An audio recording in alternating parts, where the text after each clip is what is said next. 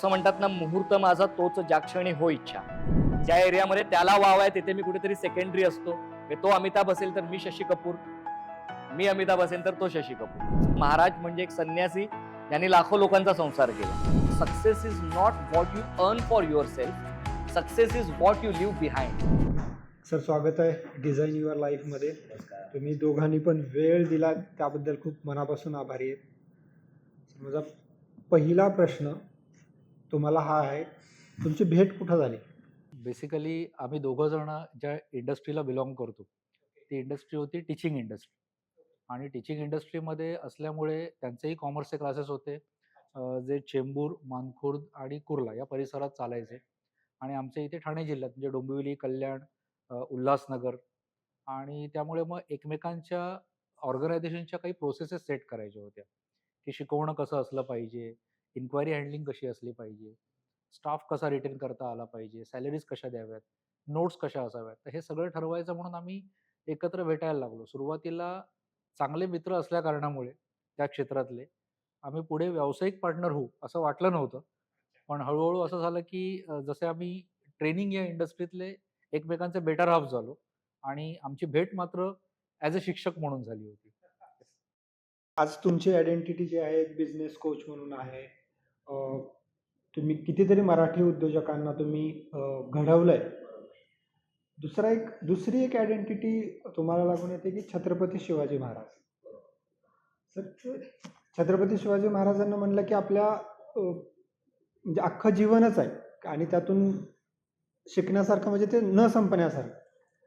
पण हा टॉपिक घ्यावा असं कधी सुरुवात झाली? त्याच्या मागं काही काही घटना घडली होती का? काही थॉट प्रोसेस आहे का त्याच्या मागे? किंवा जसं अतिश म्हणाले की आमचे कोचिंग क्लासेस होते आणि कॉमर्सचे क्लासेस असल्यामुळे आम्ही अनेक ॲक्टिव्हिटीज राबवायचो. म्हणजे आम्ही क्लासेसमध्ये पण बरेच प्रयोग केलेले आहेत. जवळपास इतकी वर्ष क्लासेस चालवल्यावर आम्ही पुस्तक लिहू शकतो इतका अनुभव क्लासेस इंडस्ट्रीचा झाला. त्यामुळे आम्ही वेगवेगळ्या ॲक्टिव्हिटीज राबवायचो मुलांवर आणि त्यातली एक ॲक्टिव्हिटी होती डिबेटची. म्हणजे वाद-विवाद अशी एक स्पर्धा आम्ही राबवली होती आणि 12वीची मुलं होती आणि महत्त्वाकांक्षा चांगली की वाईट असा विषय होता. तर जो महत्त्वाकांक्षा चांगली वाला जो ग्रुप होता त्यांनी शिवाजी महाराजांचं उदाहरण दिलं, की महाराजांची महत्त्वाकांक्षा होती म्हणून त्यांनी इतकं स्वराज्य निर्माण केलं वगैरे सगळं झालं. आणि त्या अपोझिट ग्रुपमधला एक मुलगा होता, जिथे महत्त्वाकांक्षा वाईटवाला. तर तो म्हणाला, की नाही मग शिवाजी महाराज लुटेरे होते. त्यांनी दरोडेखोर होते. त्यांनी हिंसेच्या मार्गाने सगळं केलं किंवा काय. आणि आम्ही सगळे शॉक झालो. म्हणजे हा असं का म्हणतोय? आणि त्यात तो मुलगा मराठी. पण तो कॉन्व्हेंटमध्ये शिकलेला होता. म्हणजे कदाचित त्याला इतिहासाचे शिक्षक चांगले नसतील मिळाले म्हणून तो तसं तसं म्हणत असेल.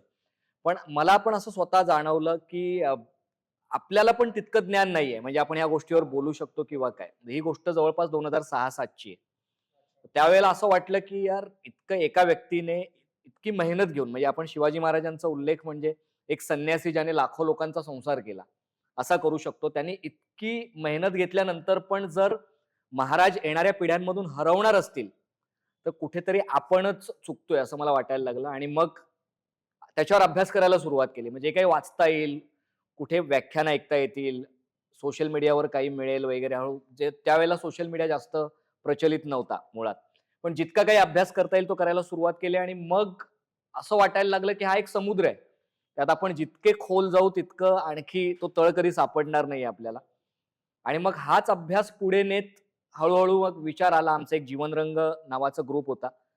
संजय गोविलकर जे आता पी-आय आहेत आणि त्यावेळेला ते ए-पी-आय होते डी-बी मार्गला.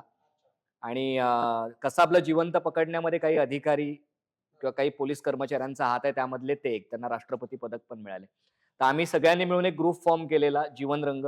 आम्ही ठरवलं की जे आता आपल्याला कळलंय महाराजांच्या बाबतीत किंवा जे आपण वापरायला लागलोय, आपल्या आयुष्यात फरक पडायला लागलाय. महाराज आम्हाला मार्गदर्शकच वाटायला लागले होते. तर हे आपण लोकांपर्यंत पोहोचवू शकतो का?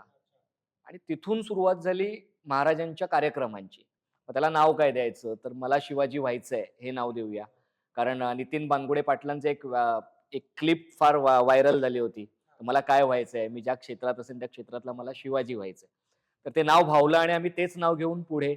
मग त्यातून मग पुस्तकं, अतिश आणि आम्ही एकत्र मिळून मग मी जर महाराजांवर काही करतोय तर त्याने जिजाऊंच्या पालकनीतीवर पुस्तक लिहिलं आणि मग तो प्रवास अविरत चालू आहे. म्हणजे महाराष्ट्रातल्या 27 जिल्ह्यांमध्ये आम्ही व्याख्यानं घेऊ शकलोय. महाराजांवरच जवळपास 1,500 ते 2,000 व्याख्यानं आमची महाराष्ट्रभर झालेली आहेत. मध्य प्रदेश, तमिळनाडू आणि दुबईला पण आता ती संधी मिळाली त्यांचे विचार पोहोचवण्याची. तर हा चालू आहे प्रवास आणि तो अविरत चालू खूप राहणार. मोठी गोष्ट आहे आणि याची खरं तर गरज आहे सर. म्हणजे मी नेहमी म्हणत असतो ना की म्हणजे शिवाजी महाराजांवर एखादा सिनेमा यावा असं मला खूप म्हणजे माझी मनापासून इच्छा आहे की म्हणजे आपण 300 वगैरे हॉलिवूडचा फिल्म बघितली तर त्याचं प्रेझेंट तर तशा तोडीचा सिनेमा आपल्याकडे आणखीन झालाच नाही किंवा ते आवाका शिवाजी महाराजांचा समजून गेला. सर आज मी ज्या फील्डमध्ये काम करतोय तर मी 3 गोष्टींवरती काम करतोय, हेल्थ, वेल्थ आणि रिलेशन.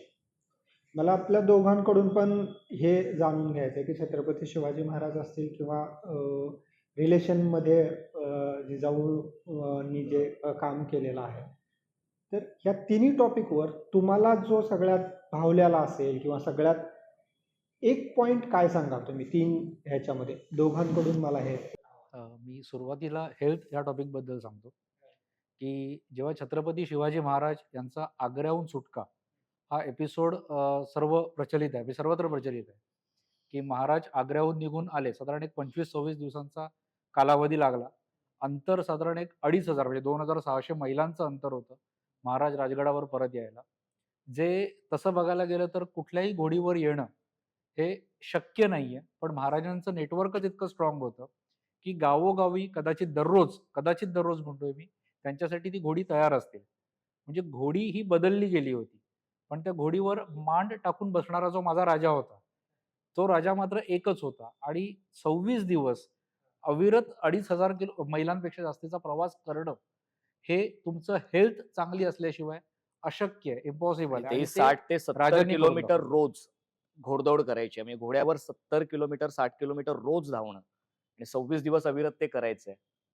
मोठं एक्झाम्पल आहे की त्यांची Yes. हेल्थ काय असेल आणि चांगली हेल्थ असलेला माणूसच ते करू शकतो. Yes. हो, जीवावर कठीण येतं अगदी झालं. ट्रेनने करायचं म्हटलं तरी. राईट. येस. आणि रिलेशनशिपवर जर बोलायचं तुम्ही जसं म्हणालात की रिलेशन्स, तर महाराजांनी त्यांच्या आयुष्यामध्ये सगळ्यात जास्त काम इनिशियली आणि त्यांच्या आयुष्यभरात मुळात म्हणजे सुरुवात जेव्हा होती आणि अगदी शेवटच्या श्वासापर्यंत जे काम केलं ते रिलेशन्स जोडण्यावरच केलं. म्हणजे आपण असं म्हणू शकतो की महाराजांनी सामान्य माणसाला मोठं केलं आणि मग त्या सामान्य माणसांनी महाराजांना मोठं केलं किंवा हे स्वराज्य मोठं केलं. म्हणजे त्याची सगळ्यात मोठी प्रचिती काय तर महाराजांचं निधन 1680 ला झालं. 1681 ला स्वतः औरंगजेब म्हणजे मुघलशाहीचा सम्राट म्हणजे मुघलशाही त्यावेळेचं 14 देशांमध्ये पसरलेलं राज्य आणि इतकं मोठं राज्य आणि एक छोटं राज्य संपवण्यासाठी स्वतः औरंगजेब खाली उतरतो. त्या मोहिमेची नेतृत्व तो करतोय आणि ठरवतोय की पुढच्या 5 वर्षामध्ये हे स्वराज्य संपवायचंय आणि पुढची 9 वर्ष तर संभाजी राजे होते. तर त्यांनी ती झुंज दिलेलीच आहे त्या स्वराज्यासाठी. पण त्याच्या पुढे 17 ते 18 वर्ष काहीच स्थिर नेतृत्व नाहीये स्वराज्याला. म्हणजे 27 वर्ष महाराजांनंतर पण आधी शंभूराजेंच्या नेतृत्वाखाली त्यानंतर स्थिर नेतृत्व नाहीये. तरी सुद्धा प्रजा लढते म्हणजे लोक मरतायत. औरंगजेब हैराण व्हायचा, तो म्हणायचा हे मराठे येतात कुठून, कितीही कापले तरी उगवतात कुठून. म्हणजे जेवढ्यांना मारतोय तेवढे नवीन लोक येत आहेत. म्हणजे हे नातं जे महाराजांनी लोकांशी जोडलं ते त्यांच्या नंतरही कित्येक वर्ष म्हणजे आजही 350 वर्ष झाली तरी आपल्याला महाराज आपल्या जवळचे वाटतात. त्यांच्याकडून आपण प्रेरणा घेतोय. ही सुरुवात वयाच्या 12व्या वर्षी करून म्हणजे 12 मावळचे लोक एकत्र करणं, त्यांच्यामधला स्वाभिमान जागा करणं, त्यांच्यामध्ये स्वराज्याची भावना ते स्वप्न रुजवणं आणि त्याच्यामधून तानाजी मालुसरेंसारखे योद्धे घडवणं. म्हणजे सामान्य माणसांमधले चांगले गुण ओळखून त्या गुणांना वाव देऊन त्यांच्याशी ते नातं असं जोडायचं की त्या नात्यासाठी लोक मरायलाही तयार आहेत. ते नातं फक्त स्वराज्याशी नव्हतं तर स्वराज्याच्या नेत्याशी ज्याचं चारित्र्य चांगलं आहे, ज्याने चांगले रिलेशन्स लोकांशी डेव्हलप केलेत. मला वाटतं रिलेशनशिपच्या बाबतीत यापेक्षा मोठं काय असेल. म्हणजे 12व्या वर्षी 12 मावळचे लोक एकत्र करणं पासून त्यांच्या निधनानंतर पण 27 वर्ष लोक लढत राहणं, औरंगजेबाला ते स्वराज्य संपवता न येणं, इथेच हे सगळं रिलेशनशिपचं सार आहे. आणि वेल्थ तुम्ही म्हणालात, हेल्थ, रिलेशनशिप आणि वेल्थ. तर वेल्थच्या बाबतीत म्हटलं तर अगेन आपण प्रत्येक वेळेला असं म्हणतो की मला फक्त लोकांसाठी काही करायचंय का किंवा समाजासाठी करायचं तर करायचंच आहे ऑफकोर्स. म्हणजे देण्याची भावना ही आपल्यामध्ये असलीच पाहिजे.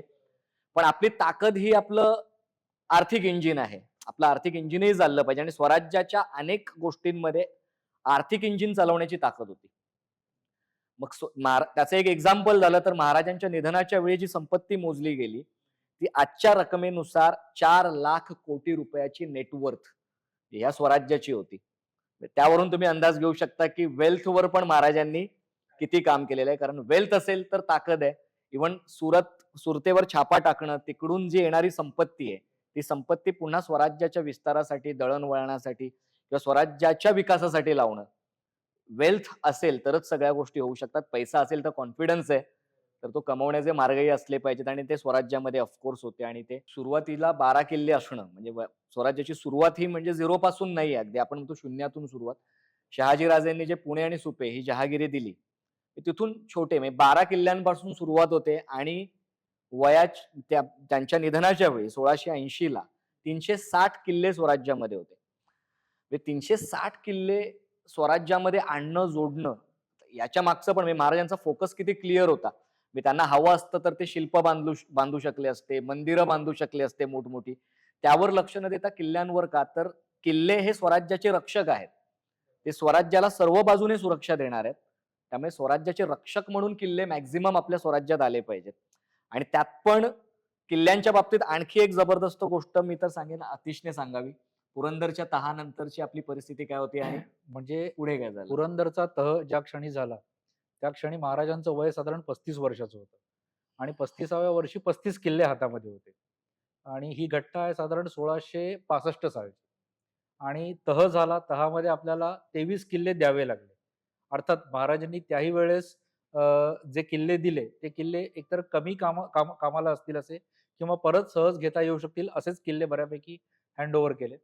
पण त्यानंतर म्हणजे 1670 साली जेव्हा स्वराज्याचे 12 किल्ले फक्त स्वराज्याकडे होते, त्या 12 किल्ल्याचे पुढच्या 10 वर्षामध्ये म्हणजे दक्षिण दिग्विजय साकारून त्या 10 वर्षामध्ये 360 किल्ले करणं म्हणजे 10 वर्षाच्या आपल्या आयुष्याच्या उत्तरार्धात जवळपास 350 किल्ले जोडणं ही नेटवर्थ वाढवण्याच्या दृष्टीने केलेली एक मोठी झेप होती. आम्ही याला टायगर लीप असं म्हणू शकतो. आपण याला स्वराज्याच्या उद्योजकाने घेतलेली एक टायगर लीप होती की जिकडे 348 किल्ले वाढवले गेले. आणि हे कुठल्याही इतिहासात असं उदाहरण नाहीये की 10 वर्षात म्हणजे बरेचसे इतिहास तज्ञ शिवाजी महाराजांची तुलना अलेक्झांडर, हनिबल किंवा नेपोलियन यांच्याबरोबर करतात. पण 100 वर्षापूर्वी आपल्याकडे एक राजवाडे म्हणून एक इतिहासाचार्य होते आणि ते म्हणाले होते की शिवाजींची तुलना या कोणाही बरोबर होऊ शकत नाही. कारण महाराजांची जी परिणाम दक्षता होती ती इतकी जबरदस्त होती. म्हणजे कुठल्याही गोष्टीत रिझल्ट देण्याची त्यांची प्रोसेस ती इतकी छान सेट होती की यांच्याबरोबर त्यांची तुलना होऊच शकत नाही. आणि हे वाक्य आजही आपल्याला अनुभवायला येतं की 350 वर्ष राज्याभिषेकाला होऊन गेलेत आणि तरी देखील आपण आपल्या उद्योगाचं कुठलंही प्रोसेस सेट करताना, कुठलंही सूत्र अवलंबताना छत्रपती शिवाजी महाराज हे वाक्य अगोदर येतं, इथनं सुरुवात होते आणि मग आपण ती पुढे जातो. सो हे आपल्या ग्रोथसाठी पण आवश्यक आहे. छत्रपती शिवाजी महाराजांवरती खरंच म्हणजे तुम्ही जे आज काम करताय खूप मोठं आहे. म्हणजे मला वाटतं की आणि तुमच्यासारखे आणखीन खूप मावळे तयार झाले पाहिजेत आणि ते काम म्हणजे आपण जगभर पोहोचवलं पाहिजे. तर आपण आता थोडंसं बिझनेसकडे येऊयात. आपल्याबरोबर बरेच आपले पार्टिसिपंट पण आहेत, तर काही इंटरॅक्टिव्ह आपण काही क्वेश्चन्स हे करूया. सर, तुम्ही म्हटलं की तुम्ही आधी मित्र होता, त्यानंतर आणि तुम्ही सेम फील्डमध्ये होता टीचिंगमध्ये, त्यानंतर तुम्ही बिझनेसला सुरुवात केली. ॲक्च्युली बिझनेसमध्ये आपण बघतो की शक्यतो मित्र किंवा या गोष्टी आपण जेव्हा पार्टनरशिप म्हणून विचार करतो तेव्हा वेगळंच काहीतरी मनात असतं. तर तुम्ही आत्तापर्यंत हा तुमचा प्रवास जो आहे तो आम्ही तर बघतोय की सक्सेसफुल आहे आणि तो ग्राफ जो आहे वरच जातो आहे. तर हे तुम्ही बिझनेस मॅनेजमेंट आहे तर ते कसं तुम्ही सांभाळलं आणि त्याला कसं तुम्ही आतापर्यंत स्टेबल आणि पुढे पण तसंच राहणार आहे की आम्हाला पण कॉन्फिडन्स आहे. तुम्ही फक्त त्याबद्दल थोडं आम्हाला जर की बिझनेस मॅनेजमेंट तुम्ही कसं केलं? पार्टनरशिपमध्ये बरेच इश्यूज येतात लोकांना आणि आम्ही ते कसं करू शकतोय. तर आता ऍक्च्युअल आमची पार्टनरशिप फॉर्मली बघायला गेलो तर ही गेल्या 7-8 वर्षातली आहे. पण आमची मैत्री त्याही आधीची आहे ना. म्हणजे जवळपास 15 ते 16 वर्ष झाली आम्ही मित्र आहोत. आणि कुठल्याही बिझनेसमध्ये जेव्हा मित्र आणि पार्टनर आपण एकत्र येतो तेव्हा मित्र पहिला असणं हे फार गरजेचं असतं, जे आमच्यामध्ये आहे. त्यानंतर काही रिस्पॉन्सिबिलिटीज असतात ज्या आपण एकमेकांमध्ये वाटून घेतलेल्या असतात, की काही गोष्टी तू करणार, काही गोष्टी मी करणार. बरोबर. आता त्यातली समजा एखादी गोष्ट त्याच्याकडून राहिली, तर ती मी करणं यामध्ये काही मोठेपणा नसला पाहिजे. किंवा माझ्याकडून काही राहिले आणि त्याने केली त्यामुळे मला काही कमीपणा वाटायला नको. कारण मी जिथे कमी पडतोय तिथे तो मला पूर्ण करणार, तो जिथे कमी पडतोय तिथे मी त्याला पूर्ण करणार. ही जेव्हा भावना आपल्यामध्ये असते आणि व्यवहार जेव्हा क्लिअर असतात, एकमेकांवर आपल्याला ट्रस्ट असतो जबरदस्त, त्यावेळी आपण ती पार्टनरशिप अगदी मरेपर्यंत करू शकतो. आणि आम्ही तीच प्रार्थना करत असतो, की आम्हाला आमची ही पार्टनरशिप मरेपर्यंत सोबत न्यायची आहे मुळात, की आम्हाला एकत्र काम करायचंय आणि खूप काम करायचंय. म्हणजे ही तर आता सुरुवात आहे, आणि बऱ्याच गोष्टी आहेत, बऱ्याच आयडियाज आहेत ज्यावर आम्हाला काम करायचंय आणि ते आम्ही करतोय मुळात. महत्वाचा मुद्दा असतो ट्रस्ट. तो जे करतोय त्याच्यावर माझा विश्वास आहे, मी जे करतोय त्याच्यावर त्याचा विश्वास आहे. कुठे मी कमी पडलो तर काहीही त्याचा बडेजाव न करता त्याने ती गोष्ट पूर्ण करणं, तो कुठे कमी पडला तर ती मी पूर्ण करणं, हे जेव्हा येतं आपल्यामध्ये आणि व्यवहार क्लिअर असतात, ट्रस्ट असतो ब्लाइंड, म्हणजे तू जे करतोयस ते ते मला बघायचंही नाहीये, तू काय करतोयस. हा, जिथे गरज पडेल तिथे तू मला सांग, मी आहेच. आणि तसंच माझ्या बाबतीत जेव्हा होईल किंवा तो माझ्या बाबतीत करेल, तेव्हा ही पार्टनरशिप अविरत चालते. म्हणजे आम्ही मित्र जास्त आहोत आणि आम्ही नेहमीच एकमेकांची ओळख करताना आम्ही बिझनेस मधले बेटर हाफ अशी ओळख करत असतो. त्यामुळे ते आमचं ट्युनिंग जबरदस्त आहे. त्यामुळे कोण असं कुठे रिस्पेक्ट मध्ये येत नाही, की मला कुठेतरी जास्त वाव मिळाला, तुला कमी मिळाला, तुला जास्त मिळाला, मला कमी मिळाला. आम्हाला माहित असतं आमचा एक वाववाला एरिया असतो. ज्या एरियामध्ये त्याला वाव आहे तिथे मी कुठेतरी सेकंडरी असतो. म्हणजे तो अमिताभ असेल तर मी शशी कपूर, मी अमिताभ असेल तर तो शशी कपूर. आणि तिथे आम्हाला काहीच कमी जास्त वाटत नाही. त्यामुळे आमची मैत्री जास्त आहे. म्हणजे पार्टनरशिप पेक्षा आमची मैत्री जास्त आहे. आमची एकमेकांच्या फॅमिलीच्या बाबतीतलं पण बॉन्डिंग आमचं जास्त आहे. त्यामुळे आम्ही एकमेकांना पुढे घेऊन कसं पुढे जायचं, मुळात आमच्या सगळ्या टीमला घेऊन कसं पुढे जायचं. मोहित आहे, समीर आहे, जे आमचे रेप्लिकेशन्स आहेत. जसं तुम्ही म्हणताय मावळे तयार केले पाहिजेत. आमचे मावळे तयार होत आहेत पुढचे. मुळात आम्ही एक मोठी टीम तयार करतोय ट्रेनिंगची. आम्ही कुठेच त्या सिक्युरिटीमध्ये राहत नाहीये. तर ते फक्त मग आता आतिश आणि विनोद पोचणार का सगळीकडे, तर नाही पोचणार. तर आम्हाला आमचे रेप्लिकेशन्स आणखी तयार करायचे आहेत आणि त्यांच्यामध्ये पण तीच भावना असली पाहिजे जी भावना आमच्यामध्ये आहे. मुळात त्यामुळेच आमचा आयलिडचा कल्चर पण तोच आहे. जो आपलेपणा आम्हाला एकमेकांबद्दल वाटतो, आमच्या टीमला वाटतो, तोच आपलेपणा आमच्या पार्टिसिपंट्सना पण आमच्याबद्दल वाटतो आणि त्याच बॉन्डिंगवर आयलिड चाललेली आहे आणि ते आणखी अविरत चालू राहणार. Next question. माझा असा प्रश्न आहे की जी तुमची मी मैत्री बघत आली किंवा जे तुमचं मी बॉन्डिंग बघते, जेव्हा पण मी एकाला विचारात आणते तेव्हा दुसरा ऑटोमॅटिक माझ्या समोर येतो. त्याच्याशिवाय ते एक म्हणजे अधुरेच आहे माझ्या विचारांमध्ये. पण कधी कधी असं होतं, मग ते बिझनेस पार्टनर असो किंवा इतर नॉर्मल मित्र असो, त्यांच्यामध्ये असं होतं की कधीतरी असा एखादा मोमेंट येतो की एकाला दुसऱ्याचं पटत नाही किंवा एखादं चुकीचं काहीतरी बोलतोय, दुसऱ्याला ते समजवायचं असतं आणि ते कदाचित त्याचं समजवणं दुसऱ्याला पटत नाही, जो चुकीचं असतो त्याला पटत नाही आणि मग थोडेसे क्लॅश होण्याची शक्यता असतात. मग ते बिझनेस पार्टनर मध्ये असू दे किंवा नॉर्मल लाईफ मध्ये. तर त्यावेळी तुमच्यामध्ये असं काही कधी झालंय का? आणि जर झालं असेल नसेल तर उत्तमच आहे, पण जर असं झालंच बाय चान्स तर तुम्ही कसं टॅकल करू शकता किंवा आपण कसं टॅकल करायचं, तो माझा एक प्रश्न. असं म्हणतात खरं तर घरची भांडणं कधी चव्हाट्यावर आणायची नसतात. पण ऑपॉर्च्युनिटी घेतो मी. मुळात कसं असतं की वाद नसतात असं नाहीये. प्रिन्सिपली वाद असणं गरजेचं असतं. कारण एखाद्या गोष्टीवर जेव्हा तुमचं दुमत असतं तेव्हा तुम्ही ग्रोथचा विचार करू शकता. अदरवाईज तो ग्रोथचा विचार होत नाही. म्हणजे अगदी कुठलाही कार्यक्रम करायचा झाला, कुठलाही सेशन घ्यायचं झालं, एखादा हॉल बुक करणं असलं, मग आमची पूर्ण टीम आम्ही तिथे बसवतो.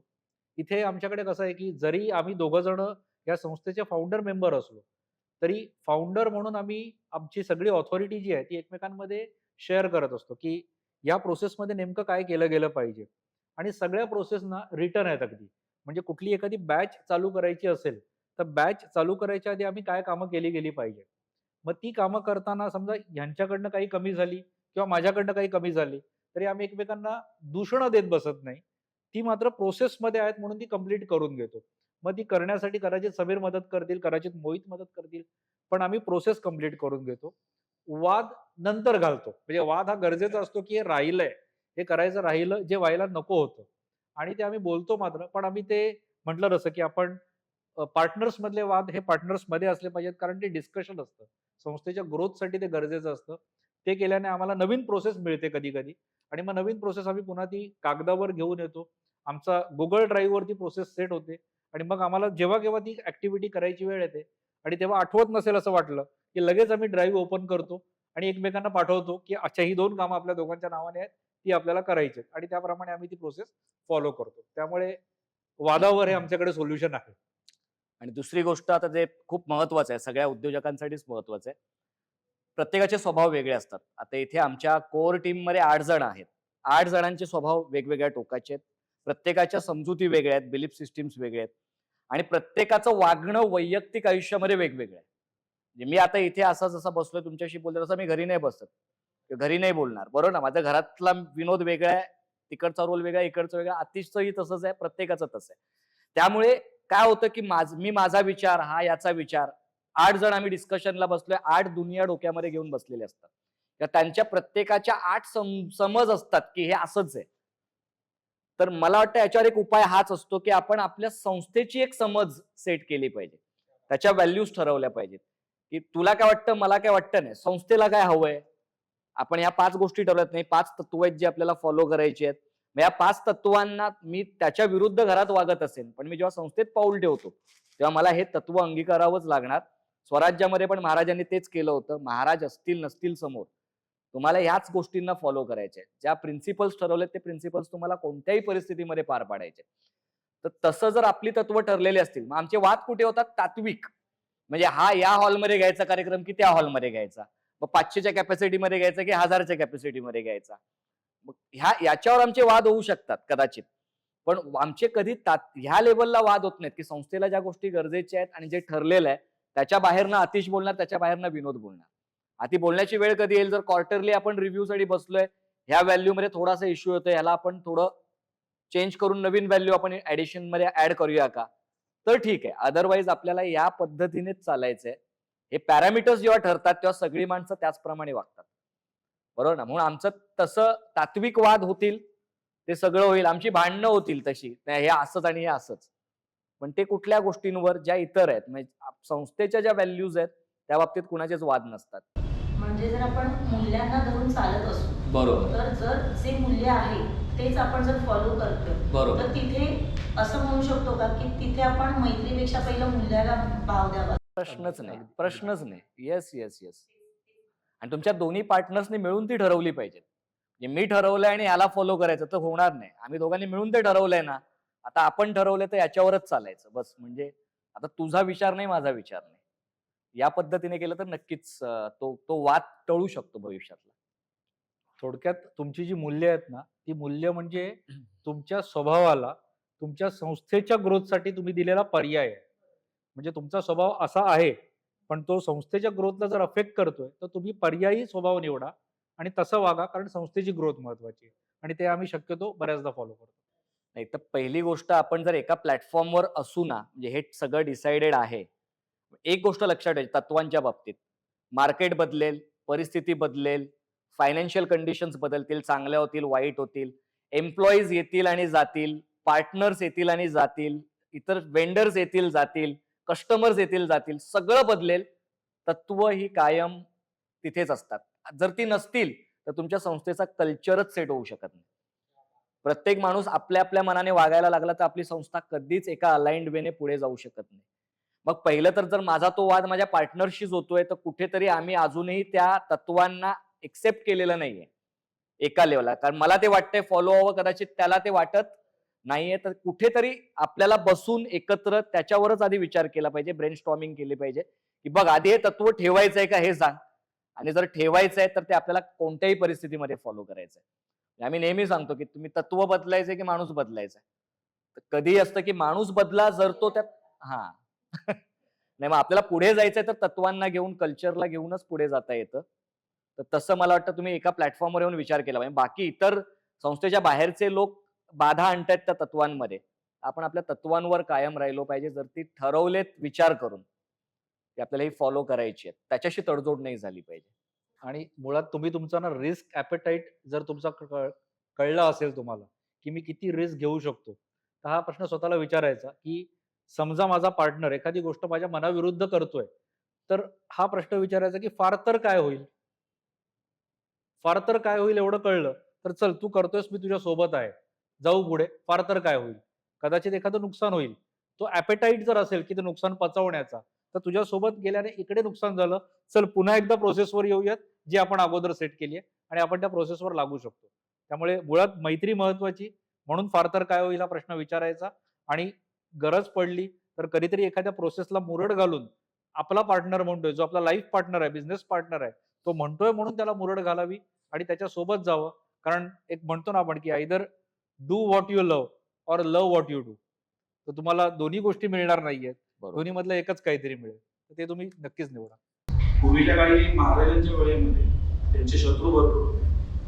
एक उदाहरण खिलजी मधला म्हणजे इख्तियारुद्दीन मोहम्मद बख्तियार खिलजी. तर आता तुमच्या ज्या व्यावसायिकच्या संदर्भामध्ये असे किती खिलजी तुमच्या समोर आले आणि तुम्ही त्यांना कशा पद्धतीने टॅकल केलं? कारण की पूर्वी विजय आणि पराजय हा शेवट असायचा, पण आता आपण अहिंसेच्या मार्गाने चालतो, हिंसेचा आपण सोड दिलेला आहे. तर तुम्ही ते कशा पद्धतीने टॅकल करता?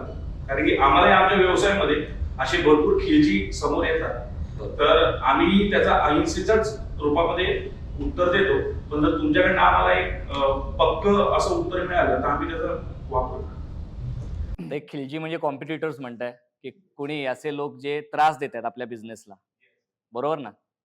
तर पहिली तर महत्वाची गोष्ट, जमाना कॉम्पिटिशनचा नाहीच आहे मुळात. जो आता जो चालू आहे ना, आपल्याला वाटते स्पर्धा स्पर्धा स्पर्धा कधी आहे? जर जे 10 लोक करतायत तेच तुम्ही करताय तर स्पर्धा आहे, किंवा 10 लोक ज्या पद्धतीने व्यवसाय करतायत त्याच पद्धतीने तुम्ही करतायत तर ती स्पर्धा आहे.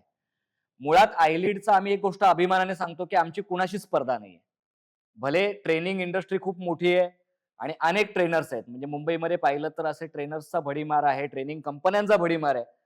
पण आम्ही जे काही करतोय ना, तो आमचं एक वेगळंच दुनिया, म्हणजे वेगळ्या प्लॅनेटवर काम करतोय. म्हणजे मुळात इतर ज्या सगळ्या कंपनीज आहेत, जे आपल्याकडे आहेत ते देण्याचा प्रयत्न करतायत, किंवा ते ज्या प्रॉडक्टच्या प्रेमात आहेत ते देण्याचा प्रयत्न करतायत. पण आम्ही कशावर विचार केला की आपली व्हॅल्यू आहे रिझल्ट देणं लोकांना.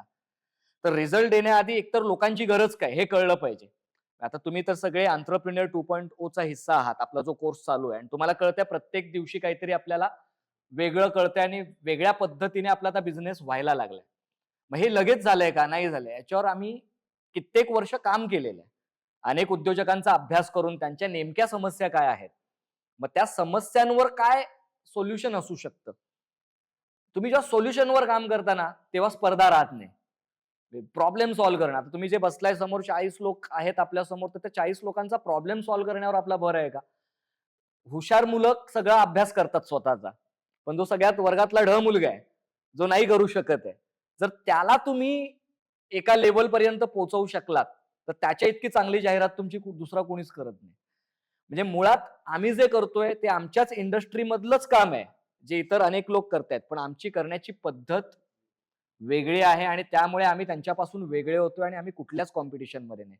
आम्ही ना कोणत्या स्पर्धकाचा अभ्यास करतो की हा किती लाखाचा कोर्स घेतो, त्या कोर्समध्ये काय कंटेंट असतात, काही नाही. म्हणजे टचवूड आम्ही आतापर्यंत कोणत्याही, इतर लोक येऊन सांगतात की सर तुमचा एकदम वेगळाच कंटेंट आहे. बोलो वेगळा यासाठी आहे कारण या कंटेंटवर कुणाचा प्रभाव नाहीये. कुठल्याही इतरांचं बघून आम्ही काही केलेलं नाहीये डेव्हलप. आम्ही फक्त आणि फक्त लोकांच्या नीडवर काम केलंय. मग तुम्ही जे खिलजी म्हणतात ना, ते खिलजी नाहीच आहेत मुळात. ते त्यांच्या राज्यातले शिवाजी राजे असतील किंवा त्यांचे राजे असतील, की ते प्रत्येक जण बघतोय मला माझा बिझनेस आहे तो वाढवायचा आहे, हे करायचंय. हा, जर ते अनएथिकल वेने चाललेत, आपला क्लायंट सुद्धा अनएथिकल मार्गाने जर दुसरा कोणी घेऊन जातोय, तर याचा अर्थ त्या क्लायंटशी माझा कनेक्ट कुठेतरी कमी आहे, माझं रिलेशन त्याच्याशी कमी पडतंय. तर तुमच्या क्लायंट्सना बांधून ठेवणं हे तुमच्या हातात आहे. त्यात 100 20 जाणारच आहेत, त्यांना तुम्ही अडवू शकत नाही. पण जे 80 तुमच्या सोबत आहेत ते तुम्ही किती निष्ठावान क्लायंट क्रिएट करू शकता ना, त्यावर तो खिलजीचा पराभव, तुम्ही विजय पराजय म्हणताय ना, तो पराजय तुमच्या रिलेशनशिपवर डिपेंड आहे. तुम्ही तुमच्या क्लायंटची किती काळजी घेता, तुम्ही त्यांच्याशी रिलेशन कसं डेव्हलप करता. भले त्याने एकदाच प्रॉडक्ट घेतलं ₹500 आणि नंतर कधी घेतलंच नाही, तरी तुम्ही पुढची 10 वर्ष त्याला कॉल जातोय तुमचा. कधीतरी तुम्हाला त्याची काळजी, तुम्ही त्याला भेटल्यावर त्याच उत्साहाने भेटताय, तर तो ते रिलेशन आहे ना, तुम्हाला तुमच्या बिझनेसला पुढे घेऊन जायला मदत करेल आणि कुठलाच खिलजी तुमचा पराजय नाही करू शकत. तर त्याच्यावर काम करा. कॉम्पिटिशन खूप आहे. सलॉन इंडस्ट्रीमध्ये असतो तर प्रचंड कॉम्पिटिशन आहे. पण त्याच्यामध्ये पण तू काय वेगळं करू शकतो जे इतर सलॉन करत नाहीयेत. तर ते जर आपण केलं तर मला असं वाटतं मग ते खिलजी तू काहीच न करता, शस्त्र न उचलता, एक शब्द न काढता तुझ्या कृतीमधूनच पराजित होऊ शकतात, जी कृती तू तुझ्या बिझनेसवर करतोयस. सो इतरांवर लक्ष देण्यापेक्षा जे तुमच्या कंट्रोलमध्ये आहे, तुमचा बिझनेस, तुमचं प्रॉडक्ट, तुमचे सर्व्हिसेस, तुमचे लोक, तुमचे क्लायंट, त्याच्यावर तुम्ही फोकस करा. अल्टिमेटली सक्सेस मिळणार आहे. KFC चे founder, अलेन पेली त्यांनी वयाच्या 60-65व्या वर्षी KFC सुरू केली आणि मग त्यांना सक्सेस भेटली. आता मला लोक काय बोलतात की तू खूप लवकर आलास बिझनेसमध्ये, तुझ्याकडे खूप वेळ आहे तुझं ग्रोथ करण्यासाठी. तर ह्याला कसं बघतो, म्हणजे ह्या गोष्टीला तुम्ही कसं बघता की म्हणजे वयाच्या 30व्या वर्षी सक्सेसफुल होणं किंवा 65व्या 70व्या वर्षी सक्सेसफुल होणं, ह्या गोष्टीकडे तुम्ही कसं बघता आणि काय फरक पडतो त्या बिझनेसमध्ये? सक्सेस होणं ही व्याख्या काही जणांच्या दृष्टीने त्या जागेवर पोहोचणं म्हणजे सक्सेस मिळवणं असतं. काही जणांच्या दृष्टीने असतं ती प्रोसेस एन्जॉय करत राहणं म्हणजे सक्सेस असतं. आणि मग ती प्रोसेस जेवढ्या लवकर एन्जॉय करायला आपण सुरुवात करू, तेवढं त्या सक्सेसकडे पोहोचणं खूप लवकर होतं. So it is better to start early. म्हणजे इंग्लिशमध्ये एक म्हण आहे की कॅच देम यंग. मग जेवढे आपण तरुण असतो आणि तरुणपणीच ही गोष्टीची सुरुवात केली, तर कदाचित आपल्याला सक्सेसकडे पोहोचणं खूप लवकर जातं. पण तरुणपणी फक्त सुरुवात करणं एवढंच सफिशियंट नाहीये, तर त्याला जोड लागते. जसं आपण शिवरायांचंच उदाहरण जर घेतलं की 12व्या वर्षी सुरुवात जरी झाली, तरी 12व्या वर्षी एकटे छत्रपती शिवाजी महाराज काहीच करू शकले नसते. त्यांना छत्रपती होण्यासाठी एक प्रोसेस लागली आणि ती प्रोसेस कंप्लीट व्हायला पुढची जवळपास 40 वर्ष लागली. त्यामुळे सक्सेस तू 50व्या वर्षी होशील का 60व्या वर्षी हे माहीत नाहीये. पण सक्सेसफुल होण्यासाठी जी प्रोसेस आहे, ती मात्र तुम्हाला खूप लवकर सुरुवात झाली, तर ते तुमच्यासाठी एकदम जबरदस्त आहे आणि ते लवकरच सुरुवात व्हायला पाहिजे. आणि जसं तू म्हणतोयस ना, की स्पेसिफिक एज म्हणजे कधी सुरुवात केली पाहिजे. कसं आहे ना, आपल्या कुणालाच माहित नाही आपण किती वर्ष जगणार. म्हणजे एखादा माणूस 60 वर्ष जगेल, एखादा 100 वर्ष जगेल, एखादा 30च वर्ष जगेल. त्यामुळे असं म्हणतात ना, मुहूर्त माझा तोच ज्या क्षणी हो इच्छा. आणि मग ती इच्छा जेव्हा होणार तेव्हा मी सुरुवात करू शकतो. कधी? मग ती मी वयाच्या 12व्या वर्षी पण सुरुवात करेन, जसं महाराजांनी केली. बरोबर. पण ती फक्त इच्छा असून चालत नाही. त्या इच्छेला जेव्हा प्रोसेसची जोड मिळते, तेव्हा सक्सेस असतो. खात्रीशीर सक्सेस असतो. जसं आता यांनी सुरुवात केली वयाच्या 60व्या वर्षी, पण ते 61च वर्ष जगले असते तर? त्यांच्याकडे तो वेळ कमी पडला असता ना. कदाचित KFCचं साम्राज्य आपण बघू शकलो नसतो. त्यामुळे वय तुम्ही जितक्या लवकर सुरुवात कराल, तेवढं चांगलं आहे. पण ती सुरुवात करताना मी कुठपर्यंत पोहोचणार हे पण माइंडमध्ये क्लिअर असलं पाहिजे. काय त्याला किती वर्ष लागतील माहित नाहीत. पण मला इथे पोहोचायचंय आणि तिथे पोहोचण्यासाठी जे प्रोसेस आहेत ते मी सेट करेन. जे रिसोर्सेस आहेत ते मी जमा करायला लागेल आणि त्यासाठी जे काही करावं लागेल म्हणजे प्लॅन करणं आणि इम्प्लिमेंट करणं, यासाठी जे जीवाचं रान करायची तयारी मला स्वतःला ठेवायला पाहिजे. तर आपण तिथपर्यंत पोहोचू शकतो. आता तू फायदा कुठे बघतोय? स्वतःचा. तो महाराजांनी जर बघितला असता स्वतः पुरता, तर महाराजांनी स्वराज्याचा फायदा घेतला का? हा एक विचार आहे. जसं मी मगाशी म्हणालो, महाराज म्हणजे एक संन्यासी ज्यांनी लाखो लोकांचा संसार केला. महाराजांनंतर ते राज्य 176 वर्ष टिकणं म्हणजे स्वप्न सुरू होण्यापासून 176 वर्ष राज्य टिकणं. मग हे 176 वर्ष फिजिकली टिकतंय आणि 350 वर्षानंतर आपल्या हृदयात ते अजूनही जिवंत आहे. स्वराज्य अजूनही आहे. एक ह्याचं एक्झाम्पल सांगतो तुला. तू जे म्हणतोयस की मला काय फायदा आहे, पुढे काय होणार. एक खूप चांगला आम्हाला चॅप्टर होता मी 12वीला असताना, कनेक्ट द डॉट्स म्हणून. गो किस द वर्ल्ड म्हणजे कनेक्ट द डॉट या पुस्तकातला तो एक चॅप्टर होता. आणि त्याचे जे रायटर होते त्यांनी त्यांच्याबद्दलचा एक अनुभव दिला की त्याचे वडील सरकारी अधिकारी होते आणि त्यांना वेगवेगळ्या ठिकाणी ट्रान्सफर व्हायच्या. म्हणजे 3 महिन्याने बदली, 6 महिन्याने बदली आणि त्यांना सारखं एका ठिकाणाहून दुसऱ्या ठिकाणी जावं लागायचं. मग कदाचित शहर बदलावं लागत असेल, राज्य बदलावी लागत असतील, पण ते जायचं, सारखी बदली व्हायची. मग जेव्हा जेव्हा बदली व्हायची त्यांना एक क्वार्टर मिळायचं. त्या क्वार्टरच्या इथे त्याची जी आई होती त्या लेखकाची, ती आजूबाजूला बाग लावायला सुरुवात करायची. फुलझाडं वगैरे सगळं ती बाग लावायची. आणि मग असं व्हायचं की ती बाग मोठी होईपर्यंत, फुलं येईपर्यंत बदली होते आणि हे लोक निघून जातात. ते एकदा मुलाने विचारलं, म्हणजे लेखकाने विचारलं, बोलतो आई हे काय आहे? म्हणजे तू जिथे जातेस तिथे बाग लावतेस, त्याला फुलं येईपर्यंत तो अनुभव आपण घेऊ पण शकत नाहीये. मग काय हे सगळं करण्याचा अर्थ काय? या सगळं करण्यामागे काय कारण आहे? ती बोलते, बाळा मुळात ही बाग आहे ना, मलाच अनुभवायला मिळावी म्हणून मी लावत नाही.